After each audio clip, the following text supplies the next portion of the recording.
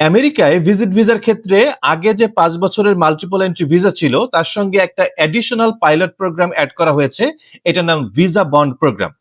Visa bond programme কিন্তু আগের যে 5 বছরের মাল্টিপল এন্ট্রি ভিসা সেটাকে ক্যান্সেল করে দিচ্ছে না, আগেরটা আগের মতোই আছে, সেইটার সব আইন কানুন আগের মতোই আছে।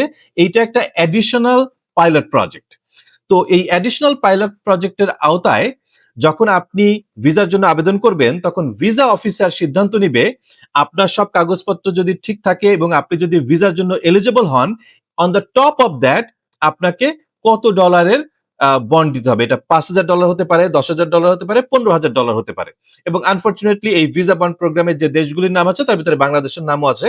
কাজে আপনারা যারা বাংলাদেশ থেকে ভিসা বন্ডের আওতায় আবেদন করবেন আপনাদেরকে বন্ড দেওয়া লাগতে পারে, লাগবেই এমন কোনো কথা নাই। ভিসা অফিসার যদি মনে করে আপনাকে বন্ড দিতে হবে না, তাহলে কিন্তু ওই যে আগের যে 5 বছরের মাল্টিপল এন্ট্রি ভিসা ছিল সেটাও কিন্তু তারা আপনাকে দিতে পারে। কিন্তু তারা যদি মনে করে যে আপনাকে বন্ড দিতে হবে, তাহলেই কেবল 5, 10 বা $15,000 বন্ড তারা ইস্যু করবে। এবং এই বন্ডের আওতায় যদি আপনি ভিসা পান তাহলে আপনাকে 3 মাসের জন্য ভিসা দেওয়া হবে। তার মানে এই ভিসা পাওয়ার পরবর্তী 90 দিনের ভিতরে আপনাকে আমেরিকায় ঢুকতে হবে। এবং এটি only for single entry visa, মানে আপনি একবার ঢুকে একবারই বের হতে পারবেন। এরপরে আবার আসতে গেলে আপনাকে নতুন করে ভিসার জন্য আবেদন করতে হবে। এবং একবারে আপনি নো মোর দ্যান 30 ডেজ, তার মানে 30 দিনের বেশি থাকতে পারবেন না। 30 দিনের বেশি থাকলেই কিন্তু আপনি আউট অফ স্ট্যাটাস হয়ে যাবেন।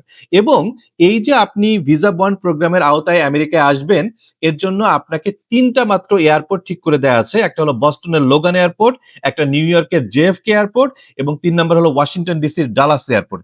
এর বাইরে অন্য কোনো এয়ারপোর্ট দিয়ে ভিসা বন্ড প্রোগ্রামের আওতায় পাওয়া ভিসা দিয়ে আপনি ঢুকতে পারবেন না। এমনকি আপনি যদি ক্যালিফোর্নিয়াও যেতে চান তাহলে আপনাকে এই 3টে এয়ারপোর্ট দিয়ে ঢুকে ডোমেস্টিক ফ্লাইটে করে ক্যালিফোর্নিয়া যেতে হবে, আপনি সরাসরি ক্যালিফোর্নিয়া ল্যান্ড করতে পারবেন না। তো এটা নিয়ে প্যানিক করার কিছু নাই।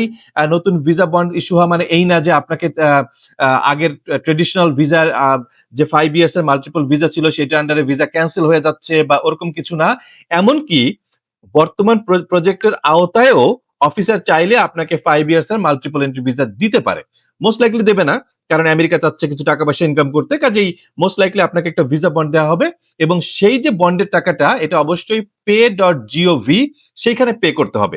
এবং অফিসার ডিটারমিন করার আগে নিজে থেকে অবশ্যই কোনো টাকা আপনি পে করবেন না।